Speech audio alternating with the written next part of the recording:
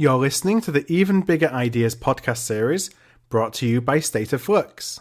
Hi there, I'm Philip Ideson. I'm the host of the Procurious Even Bigger Ideas podcast, a 5-part podcast series available exclusively to Big Ideas digital delegates. Sponsored by State of Flux, this series allows us to go that little bit deeper with 5 of the most intriguing power players at this year's Big Ideas Summit in London. And in this episode, I spoke with Chris Lynch. Chris has enjoyed a storied career at the highest level of a number of different organisations, including BHP Billiton and Transurban. And Chris is currently Chief Financial Officer of Rio Tinto Group. Chris is passionate about the importance of corporate intrapreneurship and inspiring professionals and leaders to find their big idea, and then partnering with colleagues internally to make big ideas a reality. And in our conversation, Chris shares how you can incubate and drive forward a big idea within your company, regardless of the company culture. And so I start by asking Chris, from his perspective, what is a big idea? Well, so I think a big idea is really something that challenges the status quo. Right. It's got to force people to think differently. And so I guess that can only come if people think differently in the first place before they raise the idea. Right. And that then, once they get other people thinking, that opens up the door to a whole lot of embellishment of the idea, improvement of the idea, testing of the idea. So you've got to get that debate started. So you've got to be prepared to open up. But the big idea is one that can lead to big differences in outcomes, in my view. Right. Where do they come from? Is it something that, do you look outside of your current company, your current industry, maybe for inspiration from things completely, unrelated to field to you? Or is it something that's just kind of, maybe it's staring you in the face within your own company? You've just not found it before or looked deeply into it before.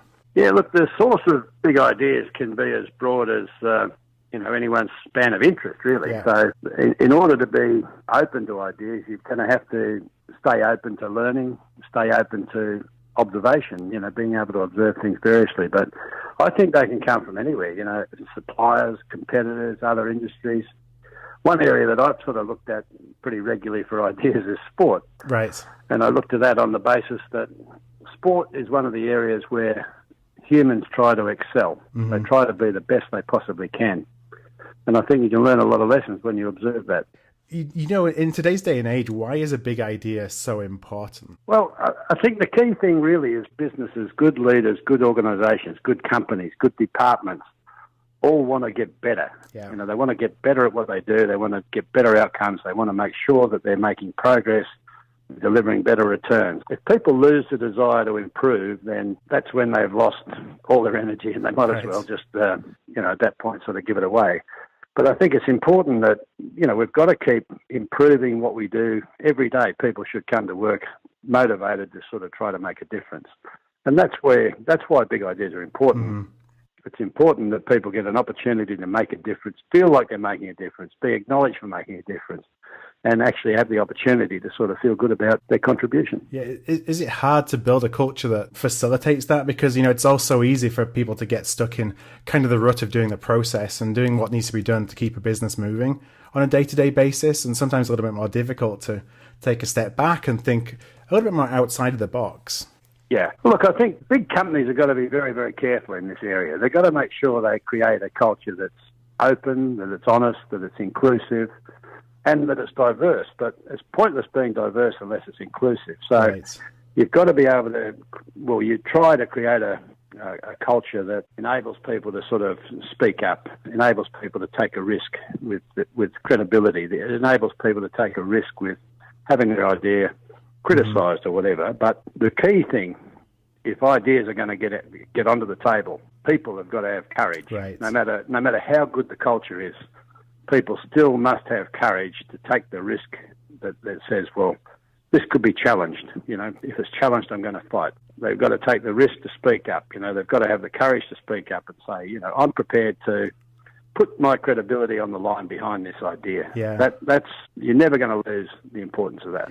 Are there things that you can do as a leader to help create an environment where people feel more comfortable doing that? Yeah, there are things, and we'd all like to hope that we do these things, but I know for a fact that I sometimes don't. Right. But I think as a leader, what you'd try to do would be to make sure that people feel free to raise an issue and open it up to other people to sort of contribute to it as well. Mm-hmm.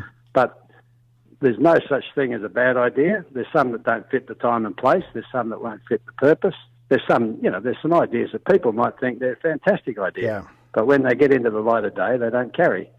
And, we've got to make sure that we give them at least the chance to raise that and see whether it's got legs. And I think we try to do that, but it's difficult. You get a lot of biases that are sort of not even intentional, mm-hmm. or they're not even noticed. But, when people say, oh, that's a good idea, that's fine for the person that just said whatever was said. But what do the other people in the room think when they've raised something and no one said that was a good idea? Yeah. Is there a bad idea? Yeah. You've got to make sure that the culture doesn't exclude things as well.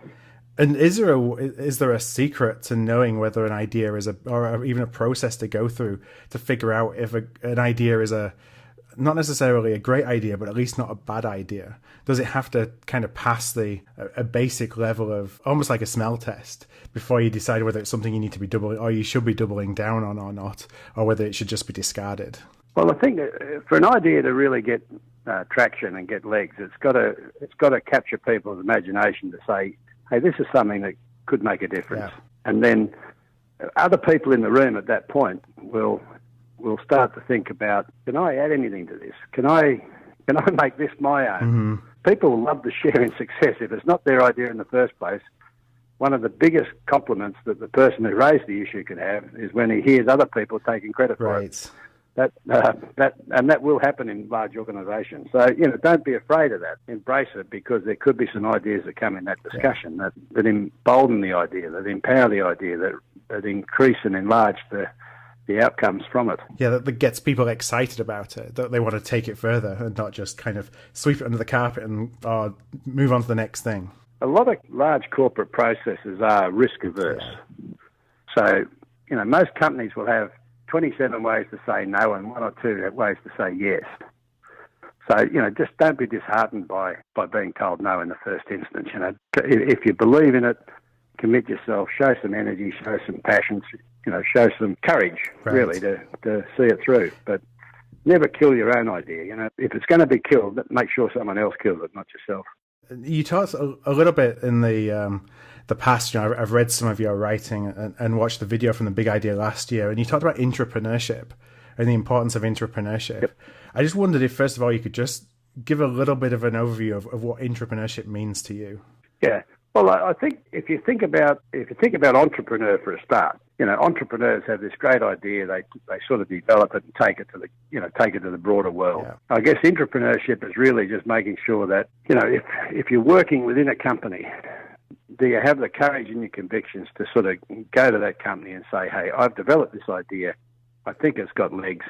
I want to test it. I want to enhance it. I want people to sort of discuss it, embolden it. Mm-hmm. How can we take it further? Because I think this could create solutions for us that are going to change our outcomes. Going to give us a better outcome at the end of the day. And I think it's not so much it's the individual having to have the courage to do that. Yeah. But it's also the organisation having the foresight or the openness to recognise it when they see it. And if you think about, there's an old saying in business, you don't get fired for hiring McKinsey mm-hmm. and taking McKinsey's advice. But, that's a bit of a cop-out to have that sort of attitude. Right. What's wrong with our own people's ideas? What's wrong with my idea? What's wrong with your idea if you're in the organisation? Why aren't they as good an idea? We know the business better than McKinsey do. McKinsey might bring a process, but we know the business. Yeah. McKinsey's a great organisation, don't get me wrong, but how do we get companies to recognise their own people's contributions, their own people's ideas, and their own people's energy and enthusiasm for getting better outcomes? To me, that's what the key issue about intrapreneurship is, for the companies to be able to recognise their good people's ideas, right, and make sure they follow through on them. And that goes round to some of the culture issues that you were discussing earlier, around kind of providing the platform to allow people to feel as though they have the ability to step forward with those big ideas. Yeah, but I think it's important that people understand that culture won't always be there. That won't always be presented to you on a plate. And you've still got to have the courage to speak up. And this is really a last question, just based on the time that we have available today, and it talks to an individual. What can an individual do? And you talked a lot about courage to kind of step up. But if somebody's listening and they're working inside a big company, they have what they believe is a big idea. What should they do to start moving it forward? Is it finding a sponsor, finding somebody who they can collaborate on? What would be the one thing that you would recommend that they do to at least start testing the waters to see, is this a good idea or not? This is an important part of it, but I think the first thing you've got to do is commit to yourself that, you're going to see it through. Yeah. And before you start, commit to yourself that, I think this is a big idea. I think this could make a big difference. I want to make sure I see it through. That's not to say that it's got to happen, but I want to make sure that I give it every chance for success. Yeah. So you've got to commit to yourself. That's the first thing. I think the second thing is if you want to test it, find someone who you're comfortable to test it with and just have a conversation with them about what it is and what you think it can do. Someone you're comfortable with. The third thing is do your homework. If there's data that you need, get the data. If there's sort of things that you can do to prove a point, do those things and prove the point. Take it as far as you can with your own work to start with. So do your homework on it. And if you think you need a sponsor, then pick your mark. Who would be the best sponsor for this idea? And that's usually going to be the guy that's got the problem. If you can go to someone with a problem and say, I understand the problem, I think I might have an answer. They're going to be really encouraged by that. People at the top of organisations are time poor, and the worst thing any young professional especially could imagine is that those people have got all the answers because they're in those positions. Right. They don't have the answers. They might have a strategy, they might have a plan, but how to get it done best, how to improve it further, those are the things that I really want people to come forward with. So never, never, ever underestimate the contribution that you can make, no matter how junior you are in the organisation. And then finally, you've got to have energy about it. You've got to show energy. You've got to excite people. And you've got to have that courage and persistence to see it through. And then finally, you just got to deliver. Right. Deliver. And that gives you the credibility then, I guess, the next time round as well. Absolutely, It takes and the trust that's needed for people to actually believe in your idea and believe in what you see. Yeah, but it's a two-way street. The organisation's got to be open to it, but don't let you be the cause of your own failure. Well, Chris, I want to, it's time to wrap up, so I just want to thank you so much for taking the time to share with us your insights today, and thank you very much for your time. Okay, it's a pleasure. Thank you. Thanks for listening to this Even Bigger Ideas podcast, sponsored by State of Flux. If you have any questions for Chris, simply tweet at Procurious _ using the hashtag BigIdeas2017, or share your questions and comments in the Big Ideas Digital Delegates group.